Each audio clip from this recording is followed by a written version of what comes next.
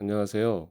법원에서 민원 상담 및 등기 민사 집행 관련 업무를 경험하며 공부하고 느낀 내용들을 차분히 기록해 보고 있습니다. 실무를 접하며 자주 문의가 많았던 부분이나 생활 속에서 놓치기 쉬운 법률 정보들을 이해하기 쉽게 정리해 보려 합니다. 부동산 등기와 관련된 상담이나 실무 사례를 보다 보면 가끔 이런 상황이 많습니다. 살아가다 보면 예기치 못한 순간에 부모님이나 가족의 별세라는 큰 슬픔을 맞이하게 됩니다.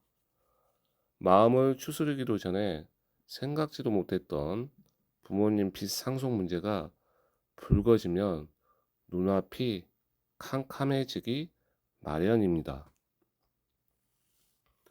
고인의 재산보다 채무가 더 많은데 내가 다 갚아야 하나요? 내가 상속을 안 받으면 내 자식들에게 빚이 넘어간다는 게 사실인가요? 이런 걱정으로 밤잠 설치시는 분들을 위해 오늘은 우리 민법 제1019조가 보장하고 있는 제도인 상속 포기와 한정 승인의 결정적인 차이점 세 가지를 실제 사례와 함께 아주 쉽고 친숙하게 풀어드리려고 합니다. 쟁점 1.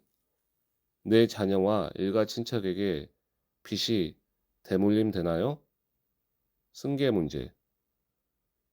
가장 많은 분이 오해하시고 또 가장 중요한 부분입니다. 바로 내 선에서 빚을 끝낼 수 있는가의 차이입니다. 상속 포기 민법 제1042조. 상속 포기는 쉽게 말해 나는 처음부터 이 집안의 상속인이 아니었던 것으로 해달라고 법원에 신청하는 것입니다. 내가 쏙 빠지게 되니 깔끔해 보이지만 법적으로 상속권은 다음 순위로 넘어가게 됩니다. 즉, 내가 상속을 포기하면 내 소중한 자녀 또는 손자녀나 형제 자매들에게 부모님의 빚이 차례대로 대물림되는 안타까운 상황이 발생할 수 있습니다. 한정승인 민법 제1028조. 한정승인은 내가 상속인의 자리는 유지하되 물려받은 재산의 한도 내에서만 빚을 갚겠다고 조건을 붙여 승인하는 것입니다. 예를 들어 물려받은 재산이 1,000만 원인데 빚이 5천만 원이라면 딱 1,000만 원어치만 빚을 갚고 나머지 4천만 원은 책임지지 않는 제도입니다.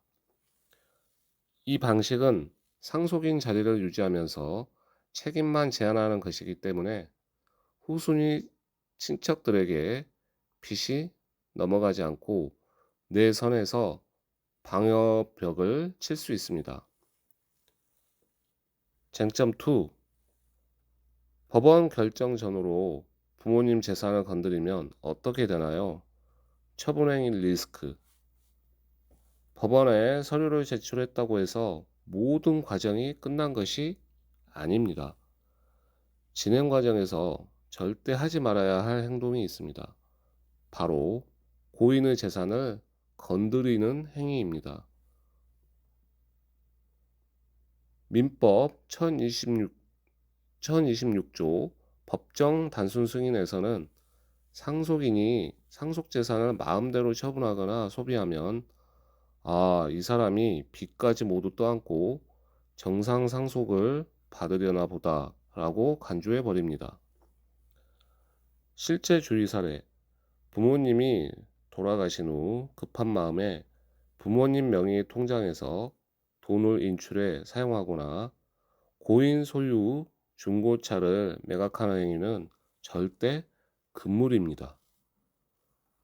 대법원 판례에서도 이러한 처분 행위가 있으면 상속 포기나 한정 승인의 효력이 없어지고 고인의 빚을 온전히 개인이 다 갚아야 한다고 엄격하게 판단하고 있으니 서류 절차가 완전히 끝날 때까지는 고인의 자산에 손을 대지 않는 것이 안전합니다. 쟁점 3. 법원 통과 후 절차는 어느 쪽이 더 복잡한가요? 사후 청산 절차. 신청 과정의 편리함과 그 이후의 의무 조항에서도 차이가 납니다. 상속 포기. 법원에서 상속 포기 신고를 수리한다는 결정문을 받으면 그것으로 상황이 종료됩니다. 추가로 해야 할 일이 없어 절차가 매우 간편합니다. 한정승인. 법원의 수리 결정이 내려진 후가 진짜 시작입니다.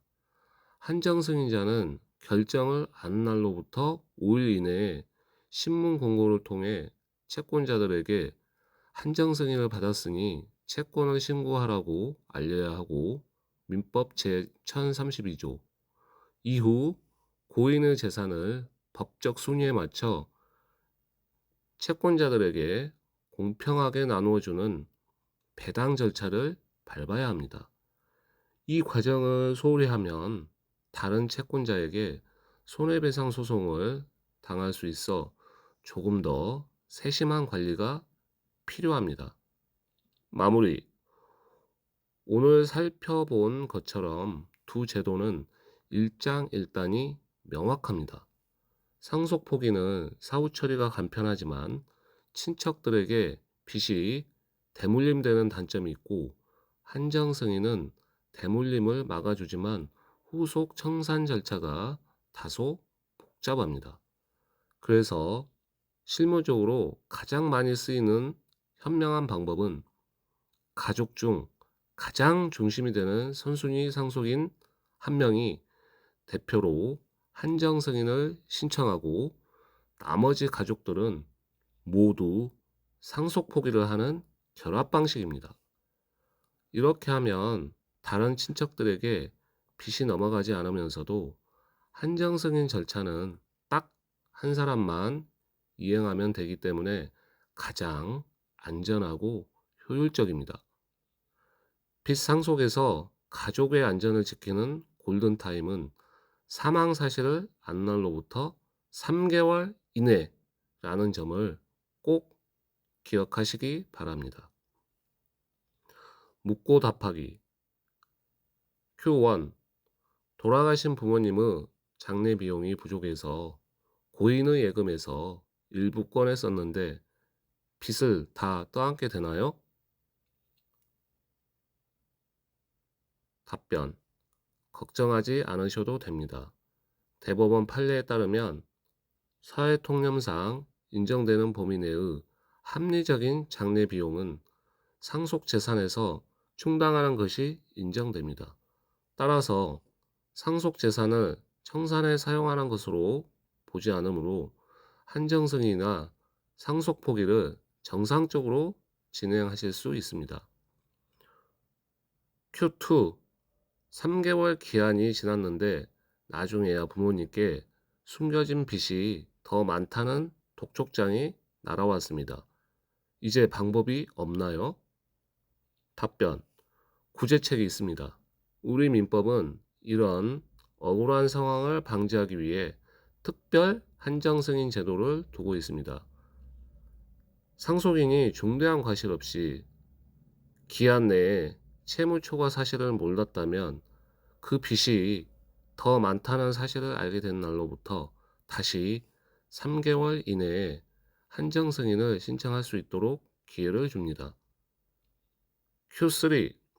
부모님 명의의 시골 땅이 하나 있는데 한정 승인을 받으면 이 땅은 어떻게 처리해야 하나요?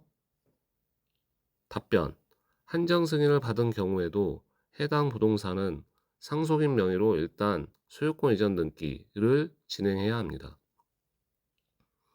법원 등기 선례에 따르면 한정 승인자는 고인의 채권자들에게 이 땅을 처분해 변제해야 할 의무가 있으므로 공식적인 처분을 위해 먼저 상속 등기를 마친 후 경매나 공매 등의 정당한 청산 절차를 밟아야 합니다. 이상으로 마치겠습니다. 감사합니다.